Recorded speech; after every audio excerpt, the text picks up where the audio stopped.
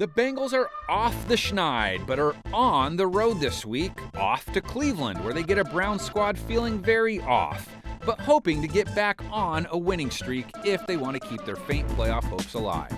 Predictions will be here before you know it, but first, the numbers game.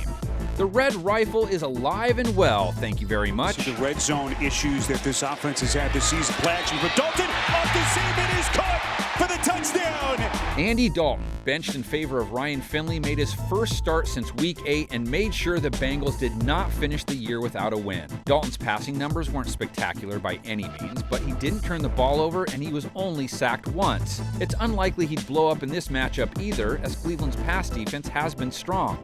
They've held teams under 215 passing yards per game and have held opposing QBs to a passer rating under 90.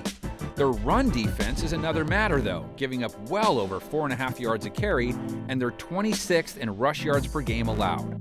So all that spells out a potentially big game for Joe Mixon. Opportunities, they just haven't been able to cash it in. Quick snap, Mixon darts in for the touchdown. Mixon found pay dirt against the Jets last week, and while the rest of his stat line wasn't anything to write home about, it was against the league's top run defense. And as we just pointed out, the Browns' D is on the opposite end of the spectrum in that area.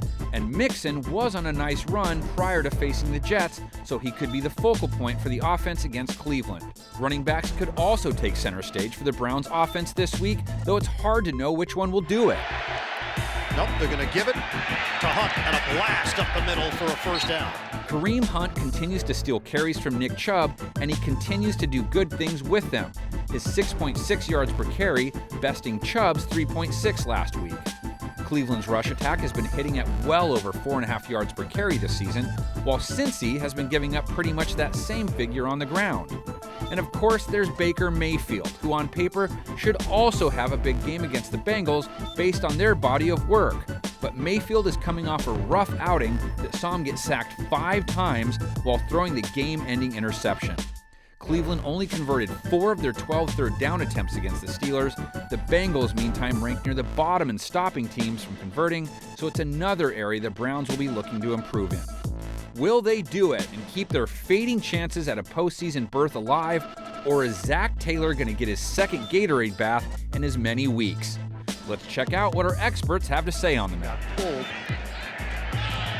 against Cincinnati, deep and intercepted. The pickoff by Terrence Mitchell for Cleveland, and Mitchell has some room.